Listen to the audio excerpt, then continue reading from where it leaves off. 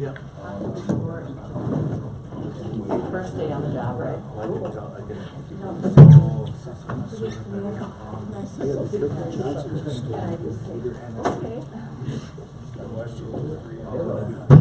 Oh, that's for training. That's what happens when you have to think for everybody else. You forget about yourself. They charge stuff. Yes. Right, Fred? Let's start the rumor. This is a typo.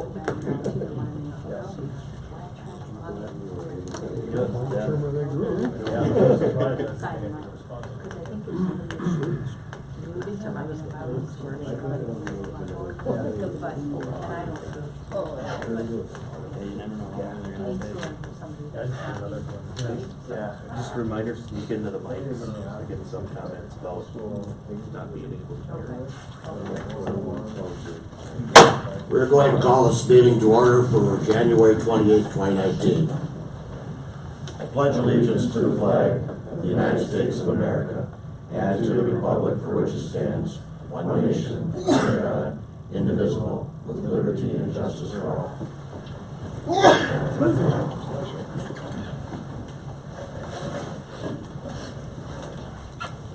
Welcome, everybody. Can I go ahead and get an approval for the agenda, please? So moved. Can I get a second? Second. Any discussion? Hearing none, all in favor? Aye. Any opposed? Motion's carried. Consent agenda. All items on the consent agenda are considered routine and have been made available to the City Council at least 2 days in advance of the meeting. The items will be enacted in one motion. There will be no separate discussion of these items unless a council member or citizen so requests, in which event the item will be removed from the agenda and considered in normal sequence.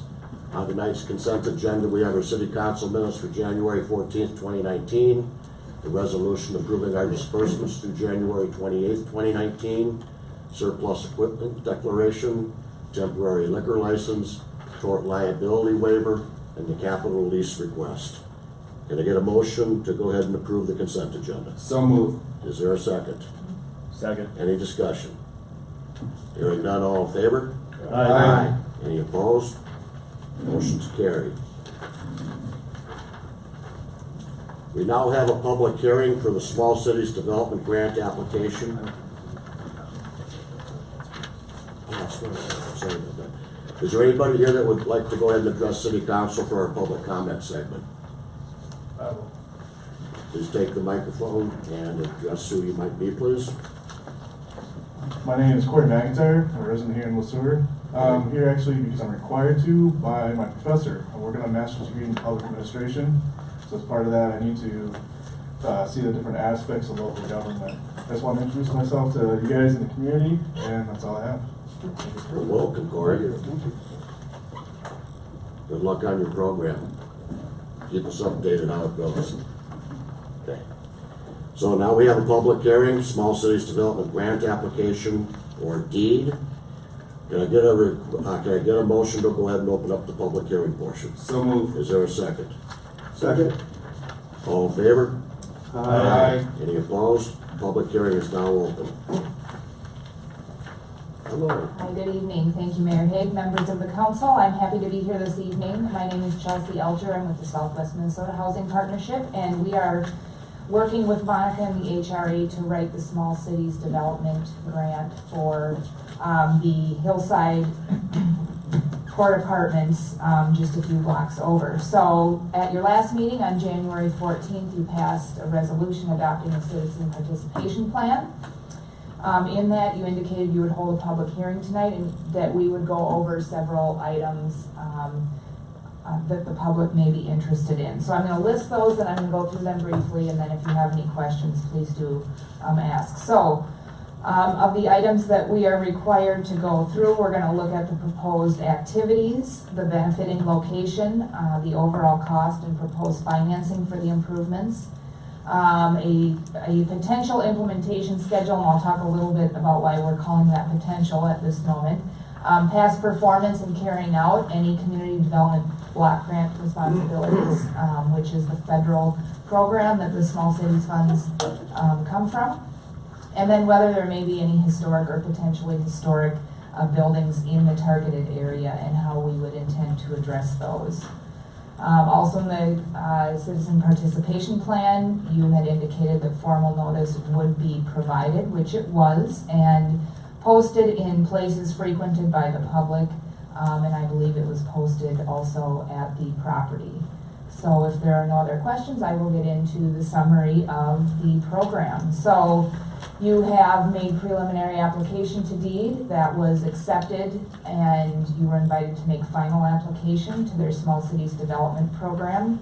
You're looking to rehab a multifamily rental housing property at 220 Reisdorf Street, the Hillside Court Apartments, 48 units. So if you are awarded, you would be able to use these funds for activities that we will summarize subsequently to this. The summary of activities, do you all have this document in your packet, or have you seen it? It would have the proposed budget, which would be what was included in the preliminary application, but there's been a few updates since then. So from the preliminary application, the total project cost was listed at $1.5 million. The total small cities contribution at $600,000, and then the total leverage sources, which right now are coming from an application into MHFA, the Minnesota Housing Finance Agency, their publicly owned housing program, and then some equity within the property itself. So right now, with the budget that has been updated based on that POP application, the total project cost is estimated at around $1.53 million. 814,240 of that would be POP funds, 123,525 would be capital funds, and then there's still the 600,000 of the small cities proposed, and that's what this public hearing is specific to, the small cities. I always like to indicate that these numbers are based on the pre-application and information we've received. Since then, the final application could be altered slightly depending on whether any new information is obtained, but that's the best numbers that we have for the time being. If awarded, the proposed use of funds would be for structural repairs to the exterior of the building, summarized as removing and replacing the existing attached cantilevered elevated walkways with an independently supported system.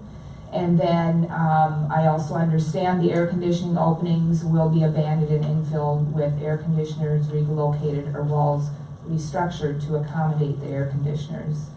So as you know, the elevated walkways are the only way for tenants to access their units, so there will be some relocation of residents during the property improvement as well. Previously, the city has used small cities funds in a 2016 application that was approved for single family and a few multifamily owner-occupied and rental rehab projects. The city completed 6 owner-occupied projects as part of that program. The potential project timeline for this, the application is due on February 28th. Typically the beginning of June, communities are notified whether they were awarded funds or not. I know that the POP application notification is towards the end of April. So when I talk about potential timeline, this doesn't include any timeline for POP. I'm making the assumption that this would be the more stringent or lagging timeline because the notification is later. So that's part of the reason for the potential project timeline, and also because it always depends on, the deed will put these applications out and award funds before they actually have allocations. So we base these timelines on their historic kind of deadlines for when they get things done. This year it was a little bit later. So I'm going to go through the timeline as if it's their standard, but understanding it could be extended based on what happens up there and at the federal level.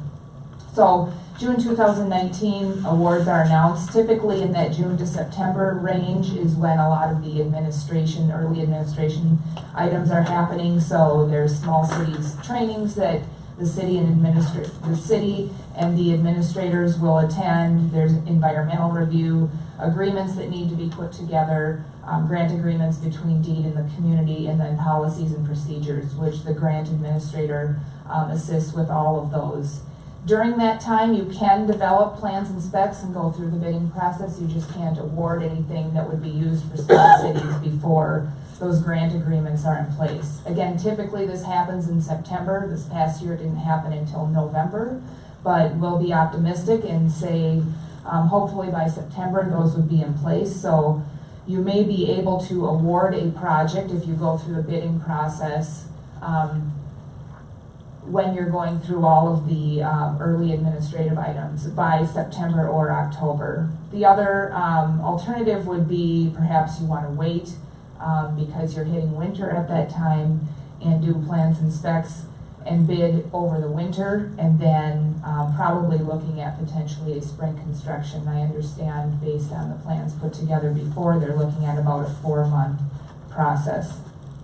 The last item would be identifying any properties of historical significance. To our knowledge, this property is not historic in nature. We do review that as part of the background anyway, and any properties identified as historic would have to follow federal requirements as designated by the State Historic Preservation Office, and we would assist with all of that. So that is all the information I have for the small cities application. I'd be happy to take any questions.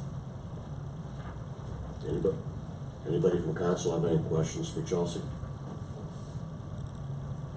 I do. Councilmember Crockman. To be clear, we are effectively authorizing this and sponsoring. To be very clear, is there any cost actually to the city out of our finances? To my knowledge, I do not believe so, but maybe Monica knows the answer to that question. No. Good evening, Monica. Thank you. Good evening. So any administrative costs that come with the agreement that the HRA has with Southwest Minnesota Housing Partnership would be paid out of those grant funds. And that is a change from the preliminary application that I wrote to the final draft that Chelsea is writing, because at the time we did not have an agreement with them to do grant administration, whereas now our final budget will reflect their services, and their fees will come out of the $600,000 if awarded. But any other costs associated with publishing, public notifications, any of that sort of thing, for example, this public hearing had to be published in the newspaper, the HRA covers those costs. There's no out-of-pocket cost for the city. I do have two other things real quickly. Sure. Monica, these cost estimates do include the relocation, the temporary location of the residents, is that correct? That is correct. 280,000 approximately. The other one's not a question, it's a thank you. Thank you for all the work on this. Thank Appreciate you. it. Chelsea, I wonder if you could answer me this question. Could Sure. you explain to me again what the POP is? That is a funding source through Minnesota Housing Finance Agency, and a publicly owned housing program. And that is a leverage source that Monica has applied for to go towards this project. So if both are awarded, both funds would go into. So the 600,000 and then again this 814,000. Now the 123,000 from the capital fund, where do we get that money from? Is that another grant? Nope, annually the federal government does award us a capital improvement budget, Okay. and So those that's funds are awarded directly to the HRA as part of our annual budget. Okay, thank you. Yep, and in the past when I spoke here, I did kind of indicate that really those funds are kind of dependent on the decisions at the federal level, you know, so they're always a bit questionable going into the first of the year until the feds kind of settle down and figure out what they're doing. But at this time, we're anticipating another 75,000, which is an increase from previous years. We'll get that in 2019 if things go as planned. So if by chance the project is delayed because of the government, you know, talking maybe September or whatever, where construction's looking at starting in the spring of 2020. Would it be possible to use monies from 2019 and piggyback that with dollars from 2020 if we had to? Say the federal government decides they're not gonna fulfill that full 123,000 for the capital fund? I already have the Oh, you already do 123,000, have yep. it. That's my 2017 and 2018 award. Okay. So I actually have those funds So this available we to me have. when the federal government is in session. I don't have access to it when it's not, I so. heard they went back to work today. I did hear that, Yeah. so. Anybody else have any questions for either Monica or Chelsea? Okay. Thank you very much, ladies. Very Thank much you. appreciated. Thank you. Okay. Any other questions or concerns from anybody on city council here? I'll entertain a motion to go ahead and close the public hearing. So moved. Speak, wait a minute, excuse me. Did you have something over Is there? there someone else that may want to speak? It's a public hearing. Anybody? Sorry. That's fine, that's fine. Anybody from the audience wish to address this? Okay. So we have a motion and a second to go ahead and close the public hearing. All in favor? Aye. Any opposed? That motion is carried. Thank you for that. Okay, we now move on to our regular agenda. The first item on the docket is the Bulldog Jamboree City Services request. City Administrator approval. 1 second, I think we have to vote on the, resolution of support for the HRA agreement, which is. We have two, yeah, we actually have two. So, and I did include the, citizen participation plan in the packet as well. That one has already been approved. The resolution that was included in the original packet, we should vote on that one. That's a resolution, in support of The small cities development, Yep, yep. So we're looking for a motion then to approve the resolution in support of the Small Cities Development Program project. So moved. Second. Any discussion? Hearing none, all in favor? Aye. Any opposed? That motion is carried.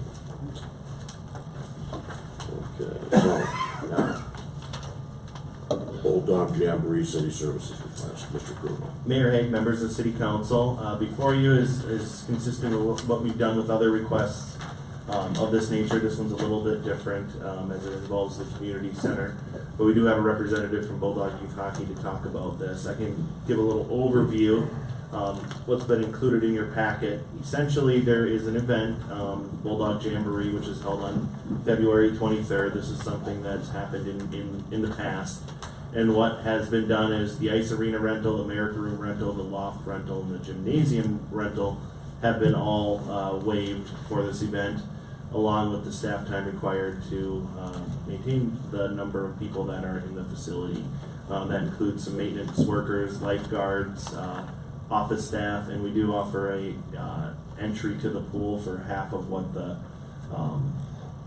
the day pass is for this, and that's something to keep people busy while they're here for the event.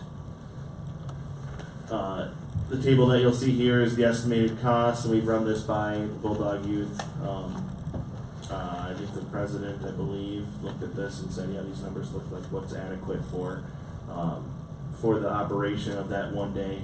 Now you'll see on here, there's some setup time on Friday, that's the 22nd, and then there's some takedown. TV's not looking on this side. The screen's not on. Oh, it's not on at all? No, black is gonna be. Oh. There is a remote if somebody wants to grab it on the podium over there, I believe. Sorry about that.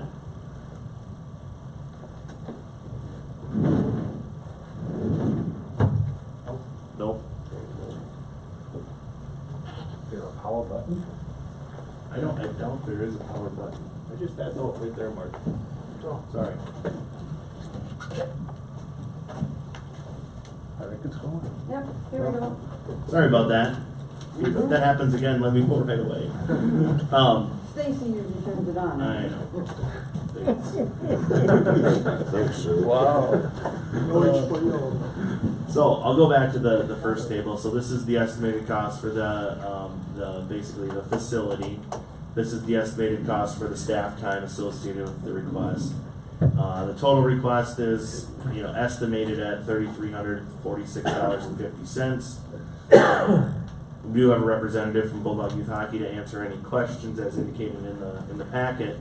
What we're looking for is consider approval of an in-kind donation to Bulldog Youth Hockey for their Bulldog Jamboree with an estimated cost of $3,346.50. Now, I'll talk a little bit about this. I've been talking to Bulldog Youth Hockey. We had a meeting at the city probably about a month ago, maybe 5 weeks ago, and there's a bunch of different items that we're trying to work through and basically organize. This is one of them. Another is advertising and how we handle advertising, the concession stand, and then ice time rental rates going into the future. So this is something that will be looked at, because this is a city contribution to the program, which is good. It's a good thing for the community. It's very popular. You'll see an influx of people in here in the city. So with that, I'll turn it over to any questions from the Bulldog Youth Hockey representative, if there are any. Yeah, just want to introduce myself. My name is Regan Ream, representing the Bulldog Hockey Association. Regan Graham. Regan Ream, yeah. And I've been one of the founders that started this Mike Jamboree. So it's basically a U8 Jamboree. So typically the kids are 2nd and 3rd grade. And we bring in, there's 20 teams from various different communities, so roughly about 7 different towns. And we split up the one rink into 3 little mini rinks. And we bring them in. It's a one-day event. We start at 8:30. We're done at 6:30. And every team plays 3 games, and they're in and out. So we like to do it. A lot of times, different towns do these in a 2-day event, and then they spread it out so the kids have to leave and come. But because of hotels and stuff like that, and just convenience, we've had great success with doing it in one day. So that's one of the reasons we try to use the whole facility, and our facility is unique where we have the pool and the gymnasium. So we're able to bring them in. A lot of times, the past couple of years, we've had up to 75 kids go swimming. The kids will run around and play in the gym between their games, and then also use all the restaurants and the facilities in town. So, the bar and the bowling alley will usually open and have been packed, and this will be our 4th annual. So we've had great success with it, and any help that we get, we obviously greatly appreciate. Regan, who takes care of the advertising to let people know about the various food establishments within the Sueur? Is that something the Bulldog Hockey Association does? Yep, in the past that's always been on us. What we do when we send it out to all the teams that have registered and come, they'll all have a team coordinator, and then within that they'll get a packet with their schedule, and then we list, sometimes it will have sponsors, but we'll list the establishments that are out that are open and are available and things for them to do. Any other questions from anybody on council? I would be interested in seeing what one of those packets looked like for a future one. Yeah, it's nothing really formal. I mean, it's all done off an email, but it's just a list of a schedule, so there's nothing like that actually gets mailed out or anything like that. But anything that you'd like to see or like added, for sure you can see it. I would. Technically, we're making a contribution. I would like to see what a packet would look like as it goes out. Yeah. So I mean, however you want that made available to you, we can do that for you. It's an email. Send it as a PDF. Life is good. Okay. We can do that. If you could send it to me and I'll disperse it to the council members, that'd be great. Yeah. Not a problem. Anybody else have anything? Okay. Thank you, Regan. I appreciate it. Thank you. So we are to go ahead and evaluate this request and consider approval of these expenditures based on the table attached. Everybody's had an opportunity to go through the numbers. Anybody have any questions about anything associated with the Bulldog Jamboree City Services request? If not, I'll entertain a motion for approval of these expenditures based on the table attached. So moved. Is there a second? Second. Any discussion? Hearing none, all in favor? Aye. Any opposed? That motion is carried. Congratulations and good luck. Thank you. Appreciate it. Every year it's getting bigger and better, correct? It's been awesome so far. Keep it going. Thank you. Okay, next item on the docket is 7 Bravo, the water and electric metering equipment. Mayor Hague, members of the City Council, this is something that we kind of laid the groundwork at our annual retreat, talking about what's going on in the Public Services Department and what we have in store. So this is something that's been budgeted. We do have the Public Services Director here to talk a little bit about the equipment that we would like to purchase, the process, and the proposed schedule for these types of items. So, Rich, we'll have you come on up and talk a little bit about this. Essentially, we're looking to get authorization for us to go out for bids because of the dollar amount associated with these purchases. Good evening, Richard. How are you doing tonight? Cold. Great job on the streets, by the way. I will let the staff know, thank you. Thank you. Okay. In the table in front of you, there was an updated, couple updated pieces of paper with our plan of action here.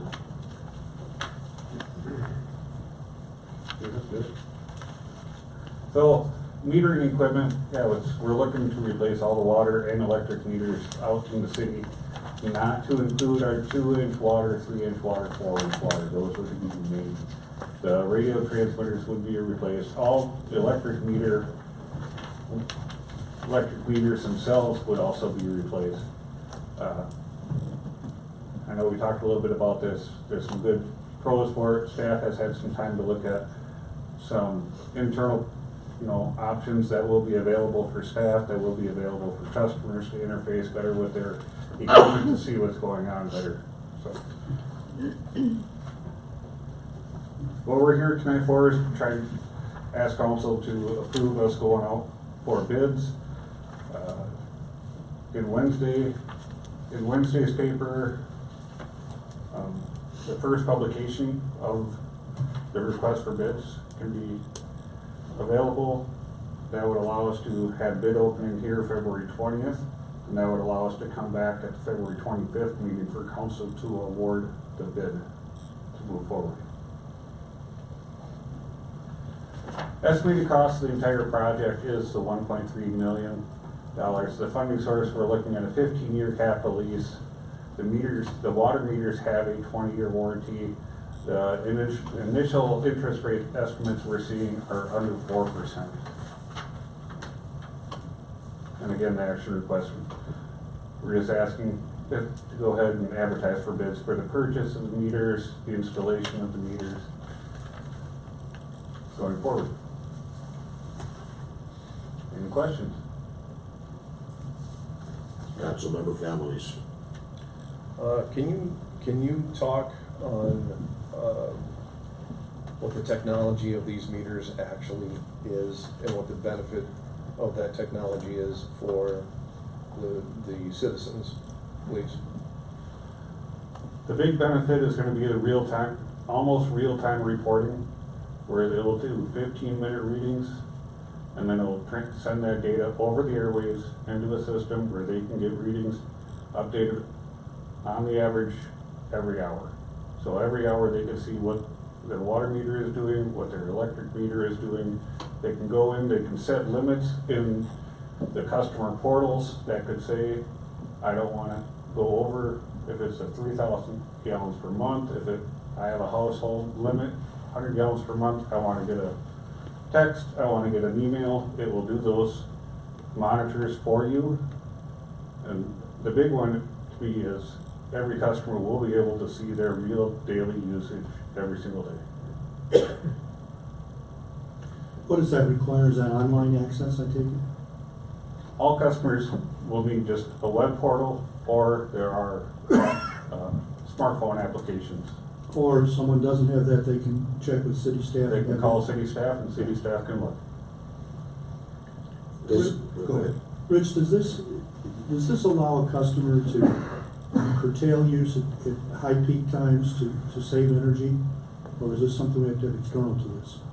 They could, if they wanted to. If they want to watch it, they could curtail high demand use during demand periods. However, it would have to be done by this customer controlling their own equipment. Correct.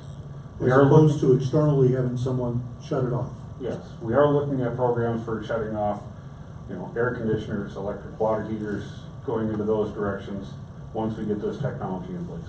Let's give an example of how this might benefit a customer.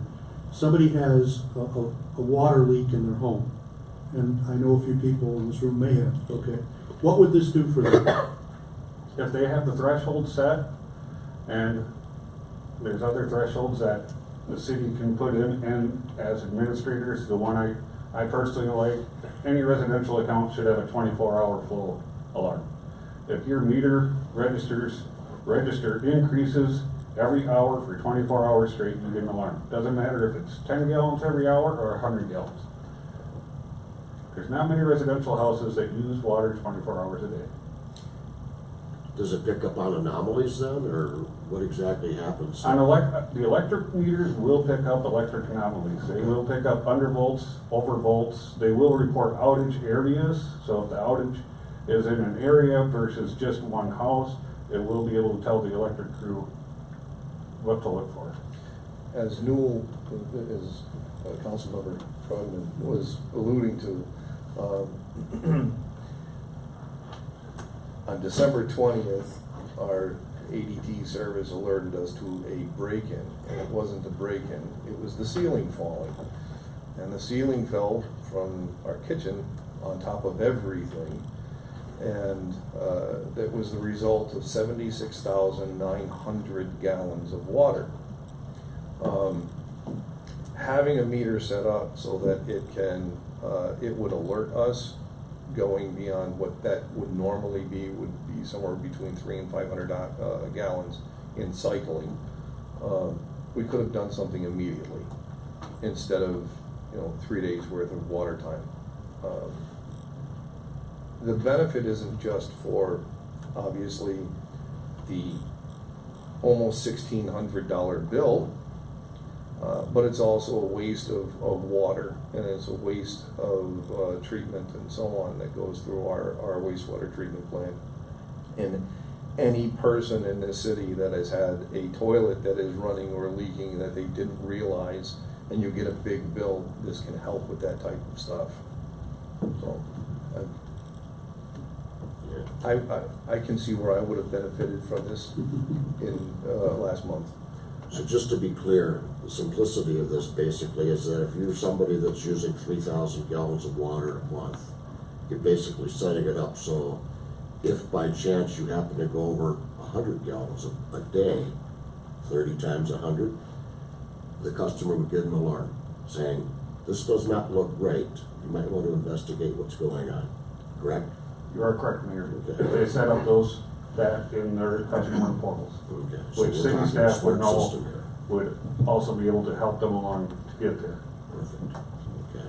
Now, as regards to the cost, the $1.3 million, this is money that we're already, in essence, over this 15 years, this is something that we've already built into our structure. Is that correct? Yes, that is correct. Okay. Right. Go ahead. We've talked a lot about how it benefits the customer, but there's a lot of benefits internally too that Sure. we're gonna see. It'll allow us to better monitor the utility billing system. That's one of the areas that we get a lot of comments and questions about, is like somebody's utility bill. This will help us out immensely, just administratively, answering those questions, because if somebody comes in mid-month with a question, we're just looking at the last month, where once this is implemented, we can look at what they were doing for the last 24 hours, 48 hours, every hour, and we can kind of pinpoint when something is. So the customer service level will increase a lot. There's no doubt that there will be some cost savings that we find just by going through and implementing a new system as well. Making sure that everybody's getting charged the correct rates, just through the transition from our old utility billing coordinator to our new utility billing coordinator, we've identified a lot of different things that, have been in there for years and years that we're fixing, and, this whole process will help us as well. So, a lot of internal benefits. Mr. Mayor, I have two things. Councilmember Brogan. And probably the city administrator will also chime in on this. Rich, for both of you, the Minnesota Municipal Power Agency is also looking at a similar type of system, but on a larger scale. Have we determined, at least preliminarily, perhaps even definitely, that we'll be able in some way to interface our system with theirs? I can answer that since I was the one I reached out to, Derek Dahlman from MMPA, who is now, I believe well, not their CEO or COO. He's the president. He's the president.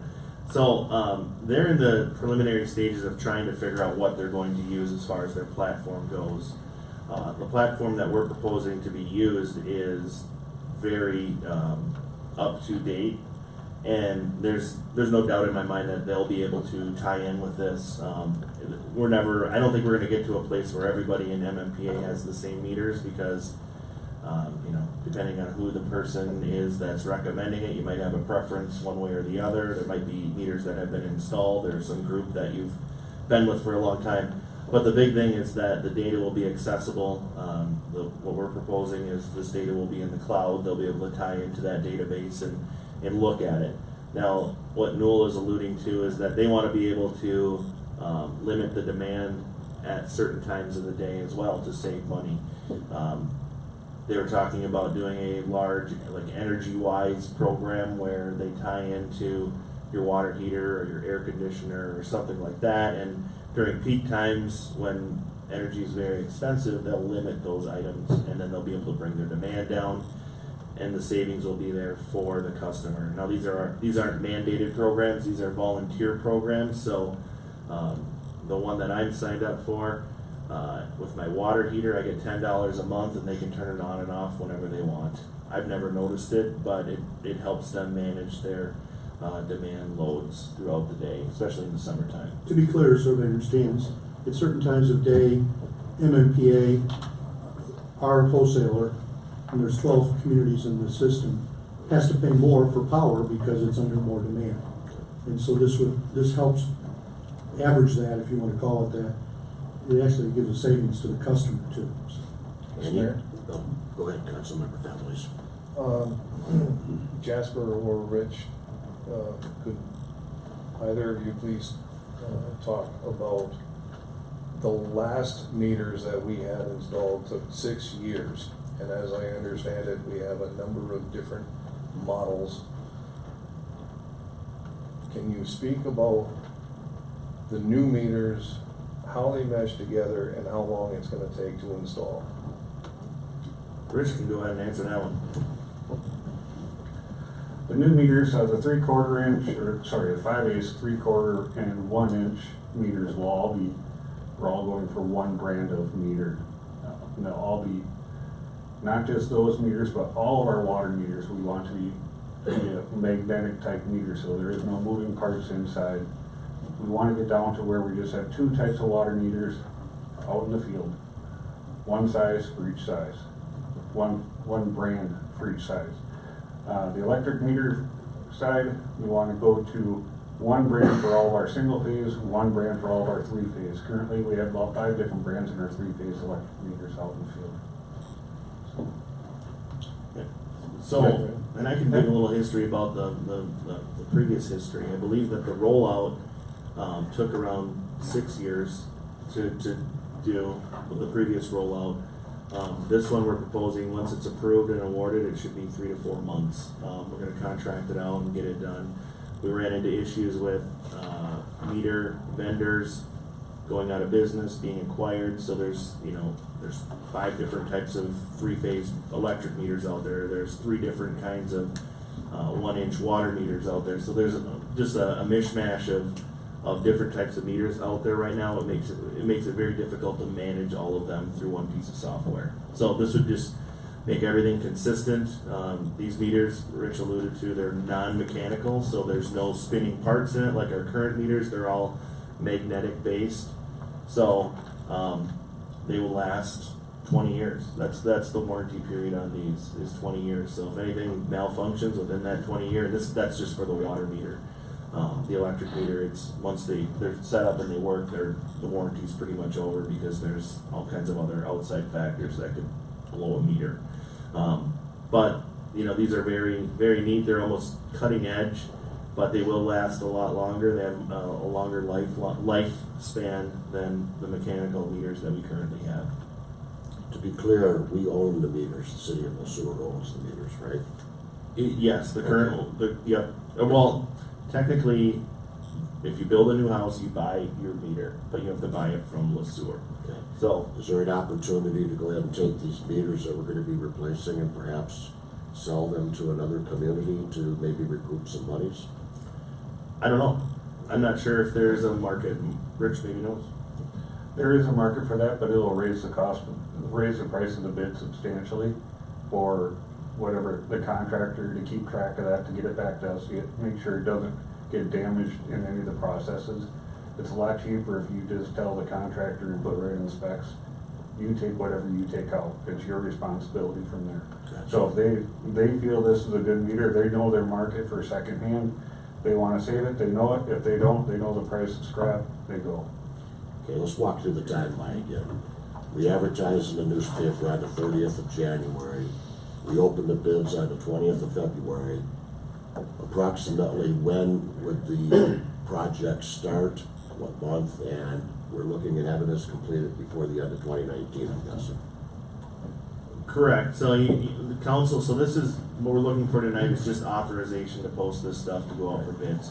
On February 25th, we'll bring an item back to city council, and you'll have the option to award based on those bids that come in. You can choose not to award if they're higher than what's expected. You know, I'll just be honest, the meters themselves, there's only one vendor in this region that sells the meters. We have to go through the process of going out for bid, so we know the number that we're gonna get for the meter. The variable is what it's gonna cost to have them installed, and we have good estimates from the meter vendor on what this will cost. So, and the meter cost is, I think, just under $1 million, and the install is estimated at, 300 and some thousand. So, 2/3 of the project, 3/4 of the project, we know the number for. It's the variable of the install that we'll get, and we might get good numbers, we might not get good numbers, we have some other options too with some of our cooperative purchasing agreements. If we want to buy the meters through the bid process and not award the services to install them, we can go through a cooperative vendor that we have if it comes in cheaper. So we have a bunch of different options, and staff internally will figure out what the most cost-effective way to do it is. But I'm fairly confident we have some good numbers as far as the installation costs. There's a lot of cities that are doing this around Minnesota. So there's vendors out there that do this. And with the $1 million purchase price now with a sole vendor, do we risk any sole source situations or without having multiple contractors out there? No, so what we'll do is, and the way that the bid will be phrased is that we'll spec out the meters that we want very, very specifically, and then in there you'll say, if a vendor wants to bid on this with a comparable meter, they can. We went through this very similar process in Municipal for the screens that we put in, or that are being put in, or that will be put in. So if a vendor thinks they have a meter that could work with our system, they can propose that. Now that may or may not happen. You might get some other meters that say, yeah, this is the meter that you want. But there's a lot of things in the background, like softwares, that we need to make sure match up with our meters. So it doesn't always make sense to go through the bid process when there's only one regional bid or one regional vendor. But we have to with state statute since it's above $175,000. So we'll go through that process to meet that obligation. It's good that it's out there and the public has multiple times to see that this is occurring, and it's a large purchase, so we should go through that process. Any other questions? I got a Councilman question. Kirby. Thank you, Mayor. What kind of inconvenience will this be for our residents? I mean, are they gonna get notice on when these are coming in, and are they gonna do them at the same time, water and electric, or are those at two different times, I would imagine? Yeah, I can address that. So the water meters, what they'll do is they'll go through and they'll schedule with the homeowner when to come in. Now, if we have trouble with people scheduling and letting us, then you start sending letters and say, well, if you don't switch out your meter, your water's gonna get shut off. And then if it gets to the point where they just don't communicate, then you shut the water off, then you usually get somebody to come in and schedule it. For the electric, because the water meters are located inside. The electric itself, we will get consent to enter the property and install the new meter, or the vendor will, but that's all outside. So you don't have to get inside the house, you don't have to be home when this is done. But So that it'll likely be two separate vendors, one plumber and one electrician to do the work. So I've seen robust systems where you go online and they send out an email and they let you schedule it based on what works for you. So it's pretty flexible as far as when you can get in there. The billing software that we're currently using, I'm guessing we're gonna have to probably upgrade that to accommodate these meters. Yeah, so in the cost of the meters and the implementation, there's one set of software, it's for the meters, and you get a different type of data. You get like a usage data. Then we currently use a system called Tyler Technologies, or Encode, to do our utility billing. We're gonna be replacing that with another vendor that basically really focuses on the cost aspect. So there'll be two portals. If you're interested, if you wanna set up your alerts for usage, you'd go into what is the like the census portal, and then if when you pay your bill, you go into this NISC portal. So and we've been looking, we just got a full day demo from the payment side vendor, and full staff, all admin staff looked at it. We're pretty impressed with it. It's something that I think will fit our needs really well. So there will be a lot of changes. The meters will get installed before the software, and then the software will come after that. Software will likely be end of this year. They said early 2020, and we said we want it early at the end of this year. So, Mayor? Councilmember Sullivan. Just out of curiosity, how many meters are we talking for that 1.3 million? Rich has the actual numbers. idea. Roughly 4,400. And is that a mix of water and Yes. electric, or is that Yes, double that is a number? mix. And if I may add, the cost per meter per resident is roughly depending on the meter size, is $2.50 to $4 a month. So for some, what's that? That's for both water and electric. Yeah, that's for both then water and electric, so both of them. For some people, they might not care about all the little features, but for some, it's very important. For us internally, it's very important to be able to have a realistic and meaningful conversation with people that come in and have questions, because right now we're kind of living in the past as far as when they come in and ask questions about bills. And again, to be clear, this is not an additional $2.50 to $4 per customer. No, so this has been built into the rates. I mean, you're paying for it some way or another, but there is an additional charge for this. This is built into the 2019 rates that were adopted. Councilmember Families. Okay, so when all of this is put together and it's installed and running, are we going to have some type of a forum where people can all come and we're gonna go through the software together for them to be able to see and do a tutorial with everybody? There would likely be like recorded tutorials on how to do it. I know Census will provide something, and NISC has tutorials that we can post on how to do things. That would be the best way, because we're talking about trying to organize the whole city to learn something. We kind of got to do it on their time, and they can go in and if they have web access, they can go in and look at these when they're going through their portal. If they have specific questions, they can come in and talk. There might be a kickoff event. I don't know, we haven't really talked about that yet, but have a kickoff event saying, here's your new software, and talk about it. But I think the most effective way is to have something available to people at all times. That would be like on our website, I'm guessing, huh? Correct, yes. Okay. Anybody else? Okay. Entertain a motion to authorize staff to advertise for bids for water and electric metering equipment and associated equipment to implement an advanced metering infrastructure, AMI, and for installation of the equipment. So moved. Is there a second? Second. Any additional discussion? Hearing none, all in favor? Aye. Any opposed? That motion is carried. Thank you, Richard. Thank you. Next item on the docket is 7 Charlie, the Sueur Community Center Veteran Discount. Mayor Hague, members of City Council, this is something that staff was discussing after the rates were adopted in December. because of all the hiring we've been doing or job posting we've been doing. Veteran status, veteran or disabled veteran status are important aspects that are incorporated into the hiring process. Just a point of order.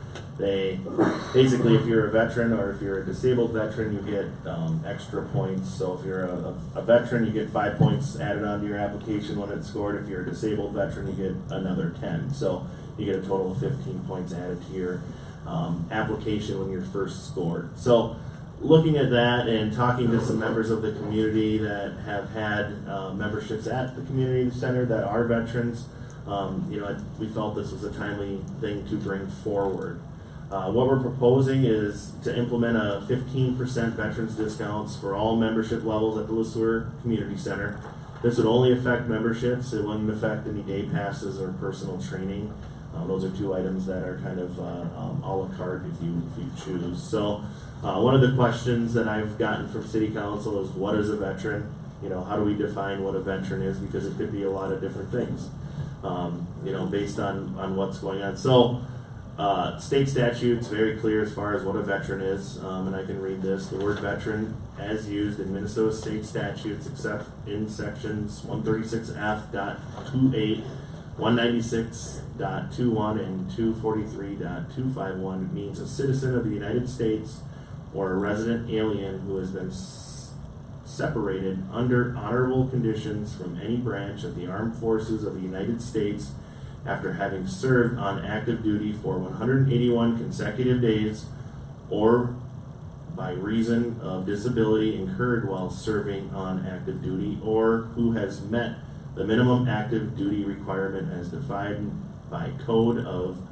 Federal Regulations, Title 38, Section 3.12a, or who has active military service certified under Section 401, Public Law 95-202. The active military service must be certified by the United States Secretary of Defense as active military service, and a discharge under honorable conditions must be issued by the Secretary. So what that all means is that if you were in the armed forces and you were honorably discharged or currently active, you can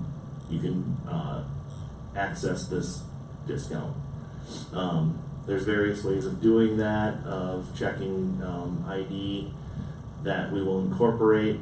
There's best practices. A lot of community centers have implemented some sort of veterans discount. So looking at this, what we're looking for, discussion if there is any questions, but we're looking for a motion approving the payment request. Oh, is this right? No, I don't think I updated this one. Sorry. So we're looking for, staff is recommending that City Council approve the 15% veterans discount for all memberships ship levels at the Sueur Community Center, effective immediately. With that, I'll entertain any questions from council about this. Anybody?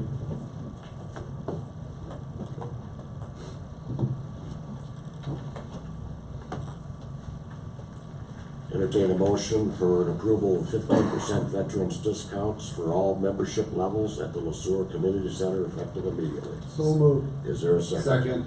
Any discussion? Hearing none, all in favor? Aye. Any opposed? That motion is carried. And on behalf of us veterans, thank you. Well, we now move on to 7 Delta, which is the personnel actions. Mayor Hague, members of the City Council, before you, I have handed out an item. I see there's a member of the press here. If there's a little packet with hire recommendation for recreation manager. I will go through and just talk a little bit about this person. I have included in that little packet available the job description for the rec manager, which should look familiar since it was approved formally about a month ago. Talking about what the job duties are, essential functions. The next page you'll see who the recommended person is, so I'll give a little background as far as how the hiring process went. So we had, I think, 34 applicants. We narrowed it down to 7, and then from there we interviewed those 7 individuals. There was a clear front runner as far as when we were scoring our interviews. On that interview panel, I'll just talk a little bit about that.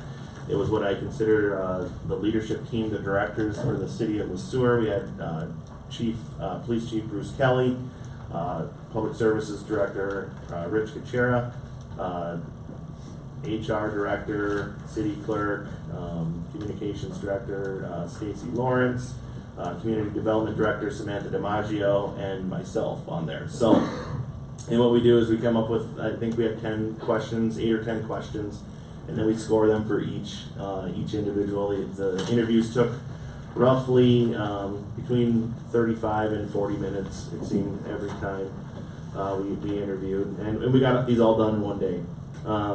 So we had a clear top two, and we discussed amongst ourselves on that interview panel pros and cons of each of the top two, and it was unanimous that we thought Allison Watkins would be the best fit for this position. So Allison has extensive experience working in ice arena, pool facilities. She's got a lot of facility experience, which is what we wanted on top of having recreation experience as well. We think that Alyssa Pink and herself will complement each other well. Alyssa's, cued in, has a lot of experience in the recreation field. Allison has a lot in the facility. I think they'll work really well together. You'll see on the last page the offer letter. Now this is a grade 14 position based on her current salary, current experience. What was recommended and negotiated was a beginning salary starting right in the middle of that grade step schedule. So grade 14 step 5, which would start her off at $79,640.30. Further increases would be on their anniversary date until they get to the top of their range. Talking a little bit about our grade step scale, there is talk. We have to figure out what we want to do as far as a compensation and classification study. We may try to do something more internally, or we'll have a discussion about it in the future. So this grade step might change. The format might change in the future towards the end of the year. For purposes of PTO, there's a 10-year service credit, which falls in line with her experience level that she has. So that means 248 hours of PTO annually. And then she does have some vacation that was planned before she is hired. So she requested 40 hours, and I thought that was reasonable based on what she had planned. So this was extended to Ms. Watkins on January 18th. She accepted the offer. Now we're here today to kind of talk about the position and looking for formal approval to hire Allison. Any questions?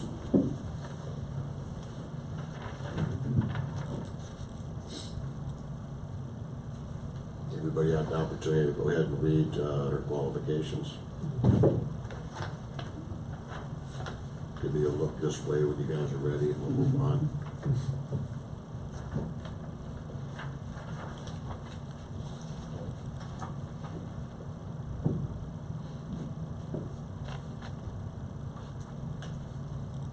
Facility manager that knows how to run his Zamboni. So,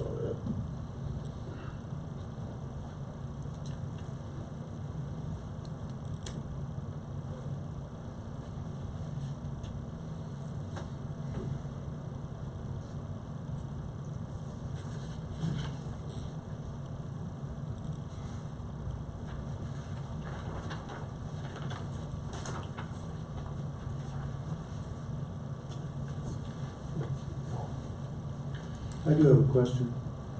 Yes. Of the city administrator, you mentioned she had vacation time planned. Why wouldn't she take vacation time from her current employment? Why do we have anything to do with that? I couldn't follow that. Yeah, sorry. So she has a trip planned after she would leave her current employer, so she already has, plane ticket, that type of thing, for, I don't even know when, but it's after she would start working with us. In order for her to do that, she requested additional hours, which we've done in the past with some other hires, which I feel is reasonable. What does that amount to, about a week? It is, 40 hours is a week, yep. The hiring bonus. It is, and you know, it's a negotiation and a discussion. You know, we want to be reasonable. I understand that people have a lot of things going on in their lives, and they, you know, might transcend one job to another, and we want to make sure that there's that flexibility.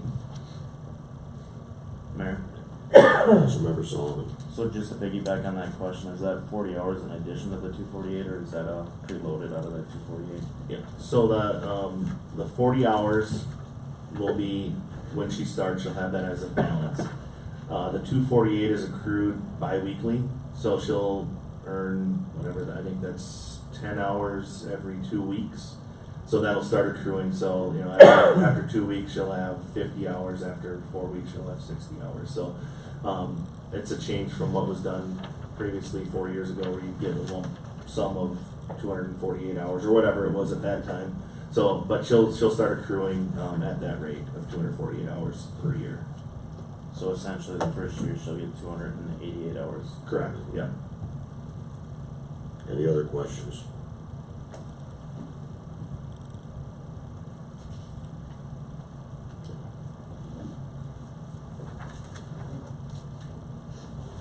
Councilmember Conley, you just about done over there. I appreciate the fact that she's got,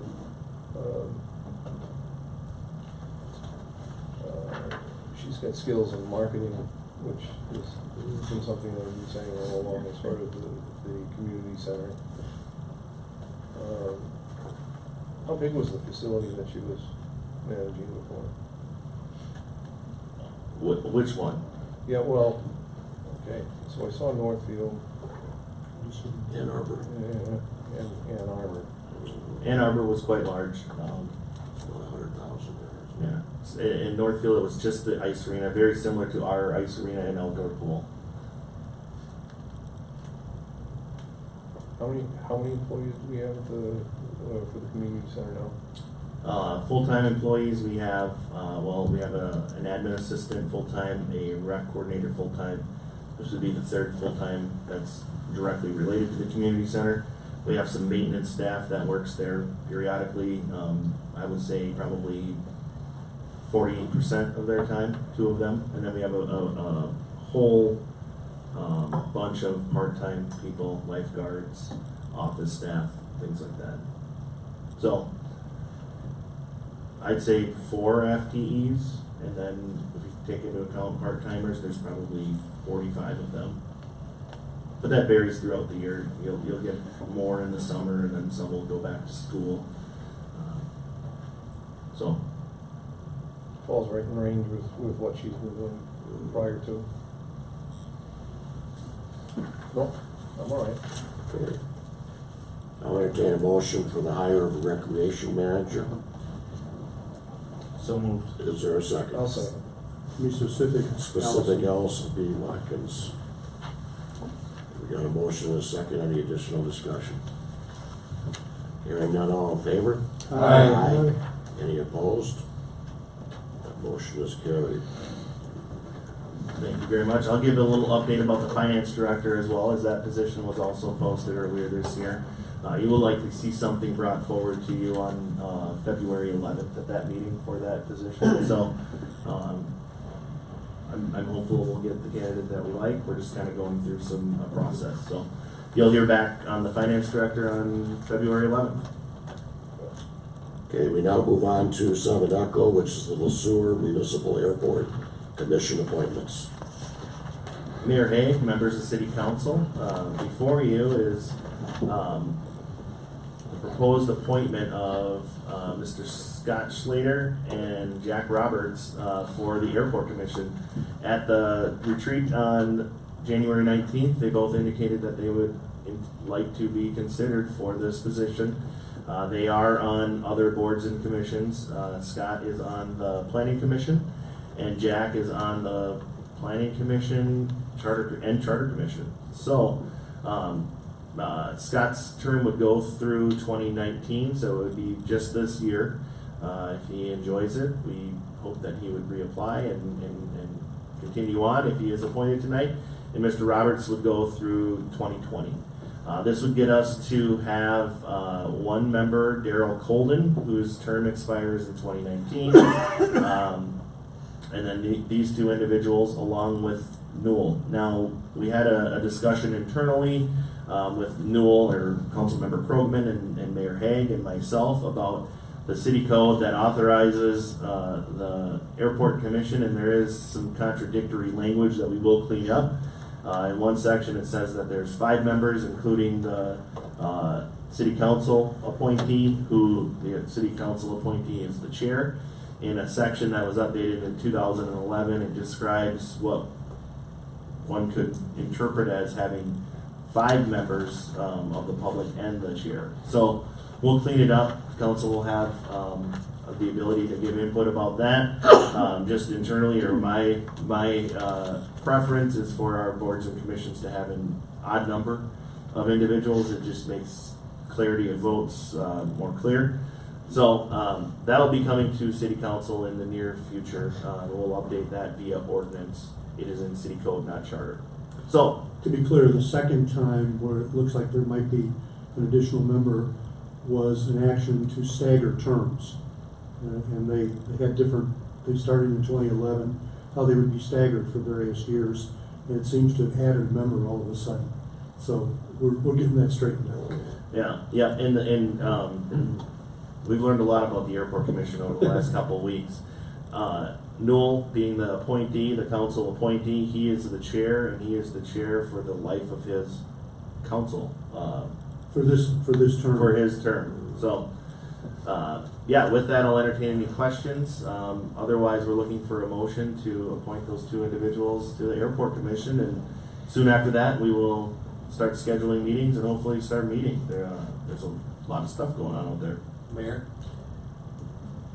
Councilmember Roloff. I just have one quick question. In the packet, under the summary, it says that there is still a vacant position with a term expiring on 12-31, 2021. But I see in the chart there's 2 vacant seats. Yeah, so that's a product of me reading one part of the code and then looking back and getting input from Newell on another part, that there's either 5 or 6. So if we had 6, this is what it would look like. If we'd have 5, then we just have basically, the recommendation would be we'd have 2 19 term endings, or terms that end in 2019 and 2 that end in 2020, and we'd get rid of the 2021. Okay. And then that would give us 5 total members, 1 council, 4 from the public. So we're still down 1 member. We do have 1 vacancy left, so if there's somebody out there that wants to apply. Well, Corey came up earlier, and he was interested in getting up close and personal and talking City government. for city government. We're looking for somebody for the airport commission. Depends on what the hours and days and time required are. Noel, you can get that to Corey, right? This is true. I do have Corey's email. Corey, are you a resident of Sueur? Yes, I am. So perfect. Thank you. Great way to get yourself. See how we do things here in Sueur, Corey? Corey, just so you know, the mayor and I are both ex-Navy. We're used to writing performance evaluations, so if your professor requires that you have an extra performance evaluation, the mayor will write it, just so. Oh, boy. Thank you for stepping up. He's not there. So are you looking for a motion? Any other questions? I'll go ahead and entertain a motion then to recommend Mr. Jack Roberts and Mr. Scott Schluter to be appointed to the Sueur Municipal Airport So Commission. moved. Yeah, but- Second. To appoint. To appoint. Yes. We have a motion, we have a second. Any additional discussion? Hearing none, all in favor? Aye. Any opposed? Welcome aboard, Scott and Jack. Thank you. Appreciate your volunteering. Sounds like we got another one here for you too. Okay. We now move on into our comments, reports, and items of appreciation. So, if I may, Mayor, I've got a request from Newell, Councilmember Krogman, to talk a little bit about MMPA. And then there's a request from Mr. Huntington to talk about some workbook items. Perfect. Councilmember Grobman, floor is yours. You'll see on the screen, members of the council, you also have a hard copy. At our meeting last week, the agency had an update, year in review of 2018. Go to the next page, please. The outline of what we talked about very quickly is a strategic review. Very interesting discussion about the difference between strategic and planning, but this is an overview of strategy. We had an operational review and a financial review. We'll go very quickly. Strategic review, we have acquired capacity for MMPA for our 12 cities through 2029-30, which means we have enough power obligated through different sources to be able to provide the power we need through 2029-2030. So we're 11 years out, which is pretty good planning. We do have an energy goal of 100% renewable for all of MMPA, so that across our whole portfolio, not only would it be 100%, it would be 100% renewable. There's some others out there that are claiming 100% green, so to speak, but they include nuclear, and we do not have nuclear in our portfolio. We have a growth objective, which we'll come to in a few moments. The load control platform is similar to what we talked about with the city, with having a platform, a metering system, where we can look at load control for our various constituent cities, literally control that, obviously again, not involuntarily, but having a system for doing that as best I understand it. Growth objective, we're going to try to retain existing customers, we're going to offer new products. Electric vehicles are going to be a big part of our portfolio in the future.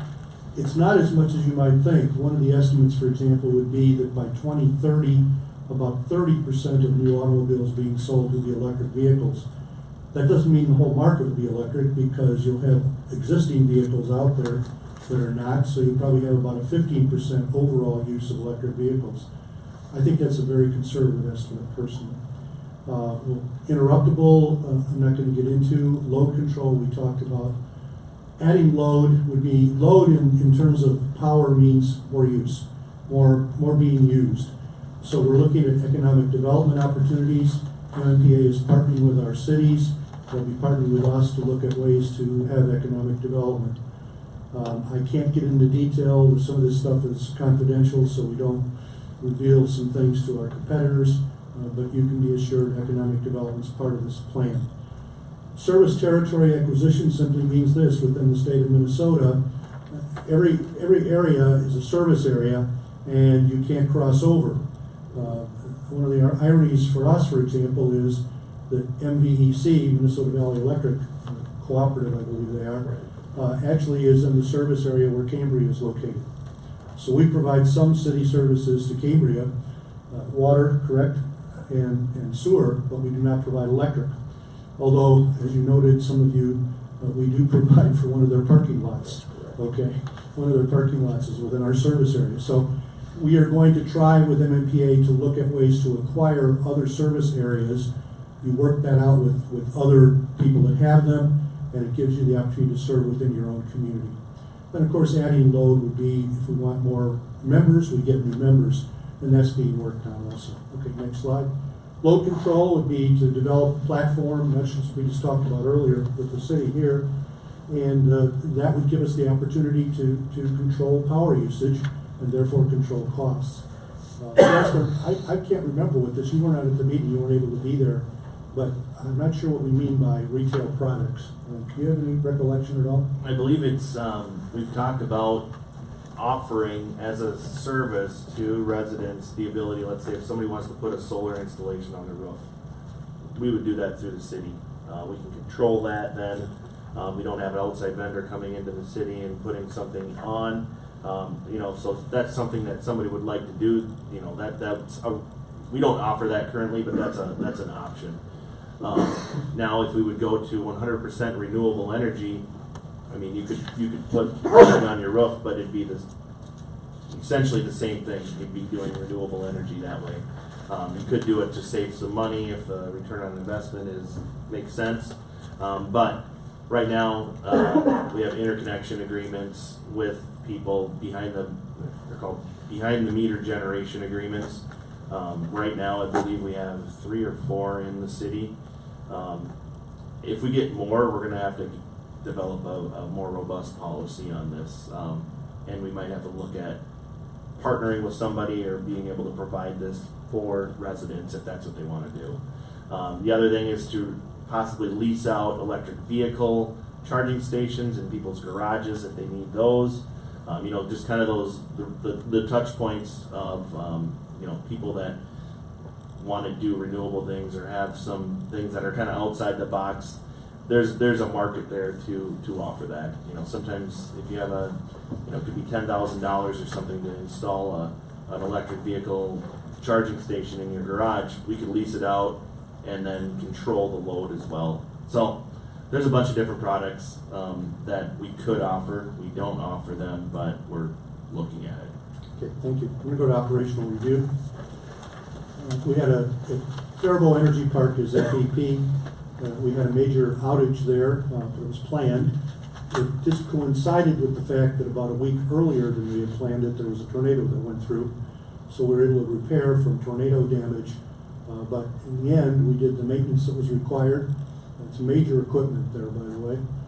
They're our major power provider, major source for our network. No unresolved items. We are on budget, and the next major one is in 2023. And the good news is we anticipate no problems before then. So these are standard preventive maintenance procedures that are performed. We have 3 hometown solar installations. These are solar installations that are put on schools. And the school volunteers to have it done, and then it becomes the property of the school, and it's used for educational purposes for the students, and there's some power that's generated. We've been in discussion, I'm not going to go there now, but been in discussion with our local school district here. Exploring repowering of the hometown wind program. I don't know if you realize this, but on 112, as you go toward the curve going over toward the center, there is a turbine out there, a small one. You've probably seen it. That's actually belongs to us. It's part of every city in our system of the 12 has one of these. Some are larger, some are smaller. The problem is, like any other equipment, it wears out and then it becomes dangerous. And you have to shut it down or take it down. And some of them, not ours, but some of them require replacement. At first, we talked about just taking them out. But some communities, it's a symbol. For example, Chaska has one right downtown, and they want to keep that thing going. So we're exploring how to re-energize them. That may not be a good word here, but how to get them up again and everybody using them that wants them. The last one is a successful pilot of high school energy education program. MMPA has gone into some high schools and provided energy education for students and been well received. Financial review, next page. We have competitive rates. We're lower than Excel, for example. We have a very stable financial position. As I reported earlier last year, we have 2 bond ratings that were upgraded, both Fitch and Moody's. And the reasons were strong member credit profile. That's us, by the way. Competitive rates, strong energy procurement and financial strategies, and effective management. My observation as your representative on the MMPA, and technically it's a board of directors, but I am duly impressed with the management company Avant, AVA&T, that manages for us, and with your other members of the board who are very, very good about knowing about electrical power and how we can use it. So I'm pleased to make that report to you. Thank you. Jasper usually goes with me. He's my interpreter, just so you know. Although I told him that it's getting scary because I'm beginning to understand some of this stuff. It's a whole different language, isn't it? It is. It is. The 100% renewable energy goal, by when do we have a time frame in regards It's to it? 2025. It coincides, if I remember right, it coincides with that of the state. Last month we were at about a little under 23%. In the past we've been up around 25%. But our acquisitions of power sources from both wind and water and also solar are getting us in a position to be there very quickly. Thank you. Anybody have any questions for Councilmember Krogman regarding the MMPA brief? Minnesota Municipal Power Agency, for those that don't know what MMPA is.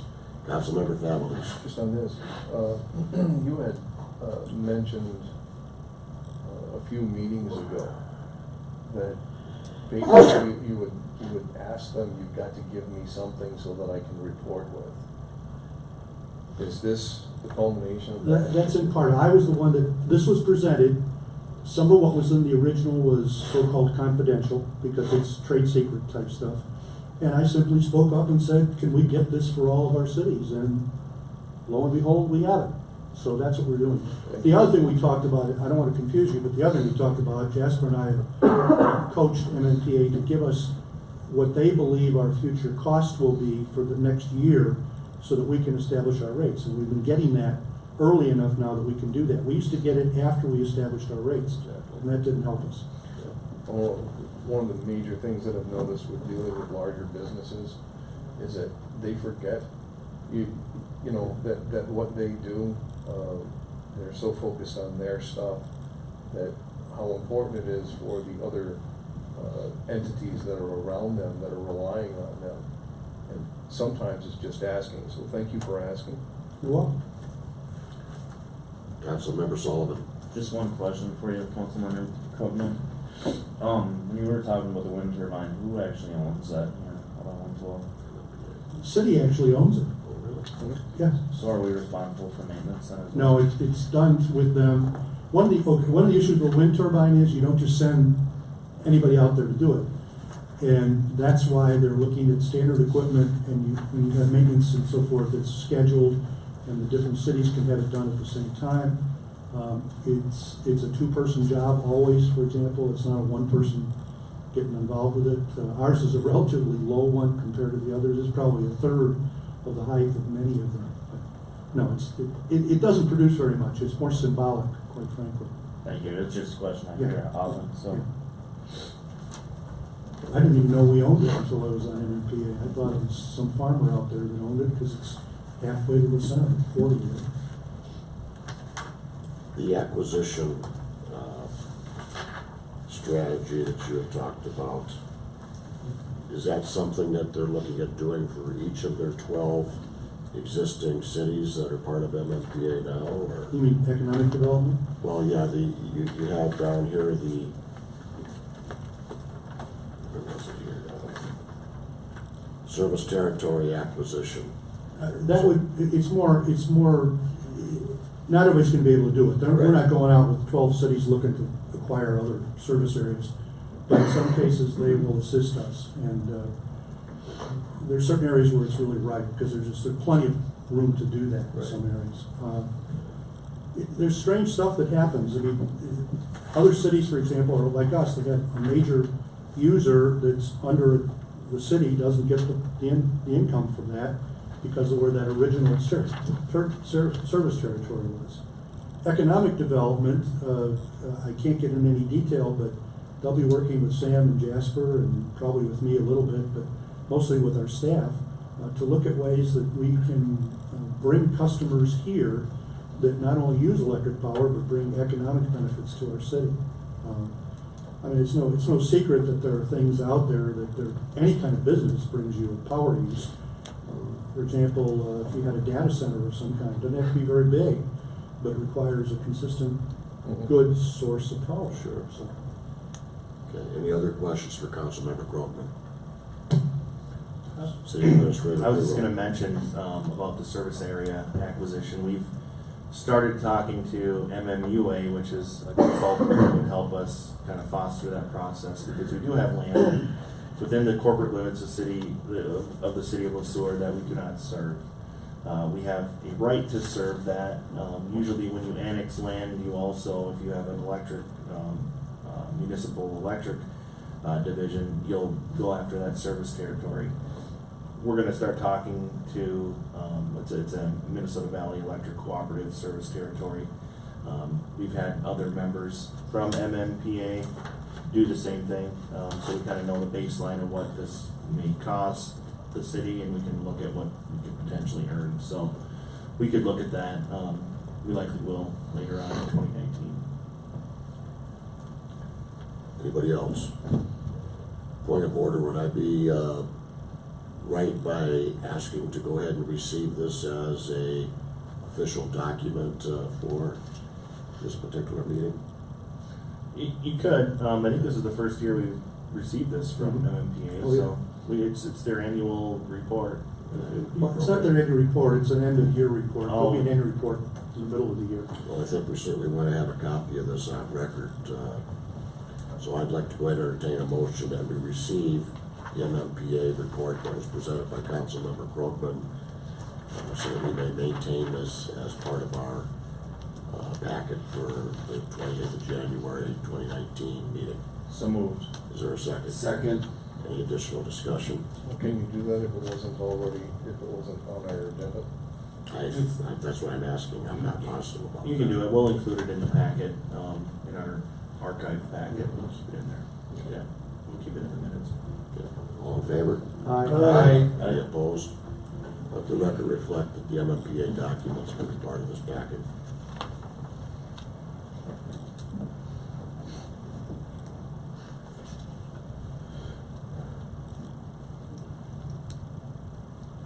Okay. Mr. Mayor, I had two other things, but if you want to do Mark's report first, that's fine. Well, we're gonna hold off, I guess, until the end for Councilmember Huntington, so why don't you go ahead, you're on the roll. Yeah, thank you. This Wednesday, despite the low temperatures, the Coalition of Greater Minnesota Cities will be holding what's called Legislative Action Day. Councilmember Roloff and I, and past Mayor Broder, who goes there in another capacity, he will be there also. He still works for some of the things that happened with that organization. We'll be up there in the morning for a briefing, and then in the afternoon we have scheduled appointments with Senator Graham and Representative Vogel. Ben, I'm not speaking for you, you may want to do your time if you have any others you're going to do. But we're all three of us are going to go together and surround these representatives and senator and see what we can do. We'll certainly be talking about LGA, that's local government, and other topics. So that's on Wednesday of this week. I also want to talk briefly about the airport and the airport commission. I anticipate, having worked with Jasper and the mayor, that within the month we'll be having a meeting of the airport commission and the council together to get a briefing on the airport. We'll be including Mr. Crucera, our public works person, and Andy Saminsky, who is our airport manager. And it'll be an open meeting, so others will be welcome to come. We'll give you an update on the airport and the possibilities for what can happen there and what the status of it is. So it'll give everybody a better understanding. I'm delighted we have the council or the commission members now, and we'll be able to function as a commission. So, Thank you very much, Councilmember Krogman. Councilmember Families. Okay, so, let's see, this coming Wednesday, we've got to leave here at 6 o'clock in the morning to be up in St. Paul for a pre-meeting at 8, and then an all-day event with Warren Murdoch for the contested case. This is our second round of mediation. We're hoping that DCA says, "You're right," and then we can all come home at a reasonable time this time, because last time we didn't get home until about 7:30 or so in the evening. Luckily, this round is going to be all about the science aspect, which they had to agree to. That was part of the mediation. It was kind of overlooked in the first round, and now we get to have our time to be able to present, which is going to be good. So that's what I know as far as that goes. We haven't had an RPAC meeting. We have MRPUC again on Thursday, which is our January meeting.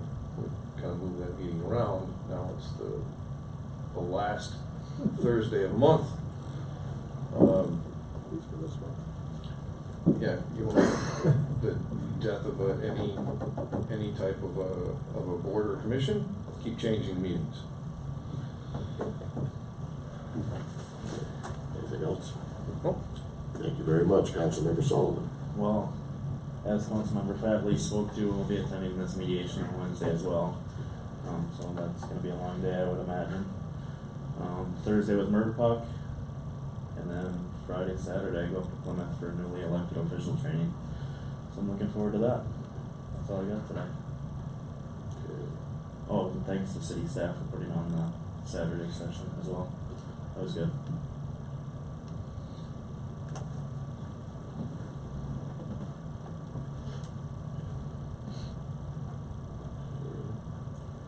Councilmember Roloff. Yes, I will be going up to the Capitol on Wednesday, to do some lobbying, and then I will also be lobbying for the Highway 169 too.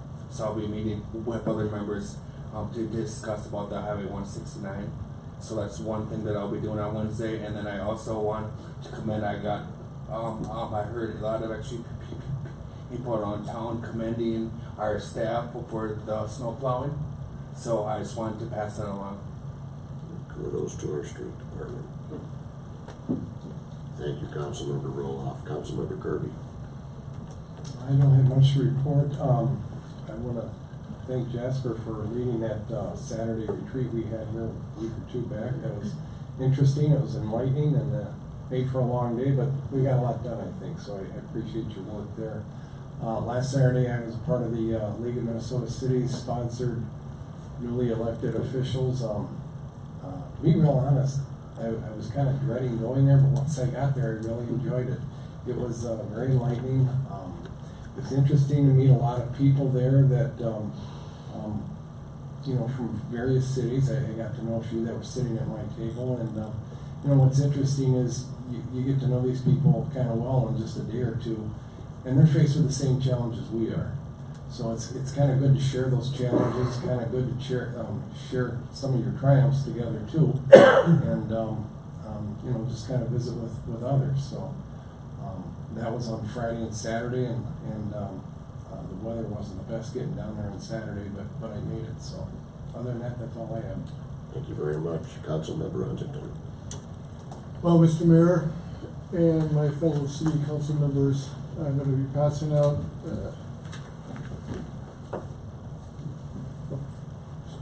newspaper article from the Henderson Independent in regarding to MRF-PUC. As you guys might be aware of, I'm the secretary of the organization of MRF-PUC.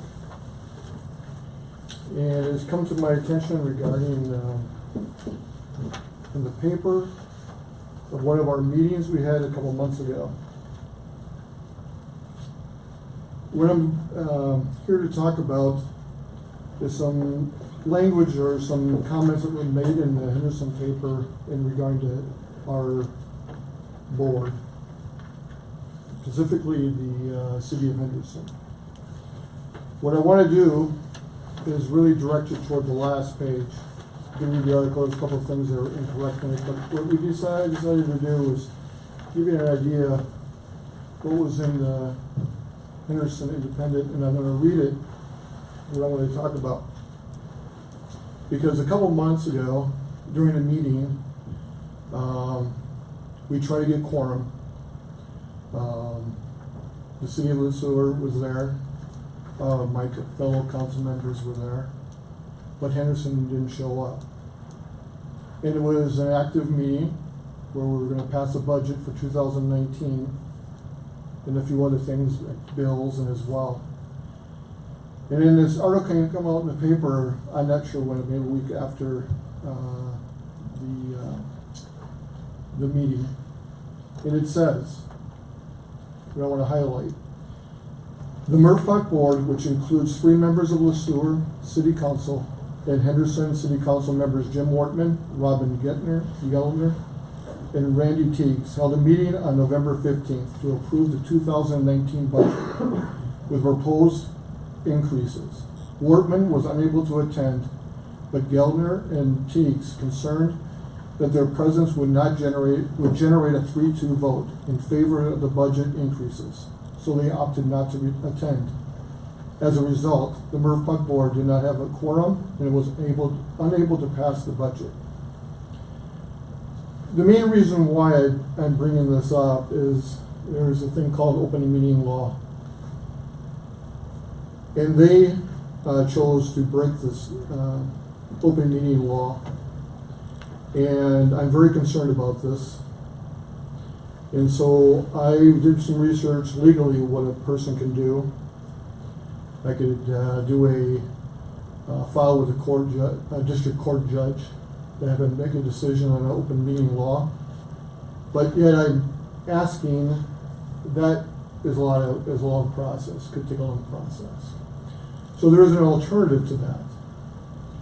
And so I'm asking the staff, along with our legal counsel, to write up a resolution censuring the city of Henderson and their board members of the MRF for breaking open meeting law. I'm asking this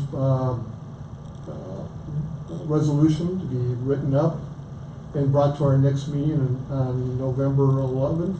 Excuse me, I apologize, I'm reading something. February 11th.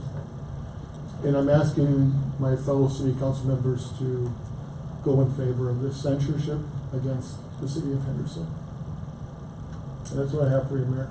Okay, was there anything else in regards to HRA or MVRT, Minnesota River Valley Transit, that has happened in the last couple of weeks? Transit, no. HRA, we had our meeting. It was basically what Monica and the woman that was here earlier spoke about. Thank you, Councilmember Huntington. City Administrator approval. Yes, Mayor Hague, members of City Council, I'll give a quick little update. Pull my calendar up here. We do have, tomorrow we have a meeting, project management meeting internally about the Trunk Highway 112 project, which will be good. We haven't had one of those for a few months. We've been kind of waiting for MnDOT's input on the intersection of Main and Bridge Street. So we've gotten some input from them. We're going to talk about steps forward as far as the design of that project goes. On February 11th, we will have the engineering staff from Bolton and Mank come here and give an update to City Council on Trunk Highway 112. They'll update everybody on the timeline. There will be community meetings involved with this, on top of the Chapter 429 process for assessments for those adjacent property owners as well. So that'll be kind of the kickoff update for City Council. And then after that, probably in March or April, there will be a community meeting. We'll invite basically everybody to come in, likely use the school or a larger venue and then give a presentation. Because this is a big project for the community. I think it's a little over 4 miles or a little under 4 miles, right at 4 miles of road that will be reconstructed or rehabbed. So very significant for the community. I will be at the MRPUC mediation on Wednesday, and then MRPUC meeting on Thursday. So that's all I have. City Attorney Coriel, did you have anything, sir? I have no updates, Mr. Mayor. Thank you.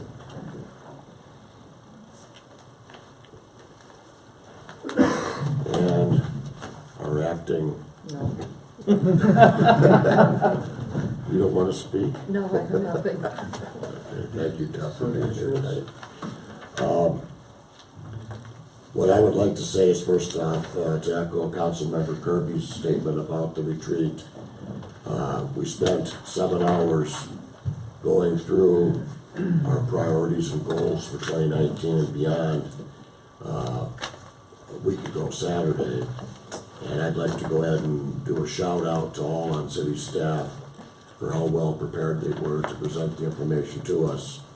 And for Mr. Krugel over here to facilitate the retreat. He did a fantastic job, and I think we all learned an awful lot of information, and it was very well done. I think we came up with about 10 or 11 different goals that we're going to be putting in place, and that will be put on the wall here at some point, and that will be our guide for how we're going to continue to govern for the next year and beyond. Other than that, I'd like to do a shout out for our street department. I know that we're not exactly too popular with some that may have received tickets or even had their vehicles towed, but we do have a snow emergency ordinance in the city of Sueur, and it will be adhered to. So best thing to do is make sure you keep yourselves aware of what is going on. And if our city administrator declares a snow emergency, we have to get the vehicles off the roads so that our street department can go ahead and clean curb to curb. So, with that said, hopefully next time we have a snow, we'll have a little more experience with this. Other than that, that's about all I have. I'll entertain a motion for adjournment. So move. Is there a second? Second. All in favor? Aye. Thank you very much, gentlemen. And thank you, citizens, for attending.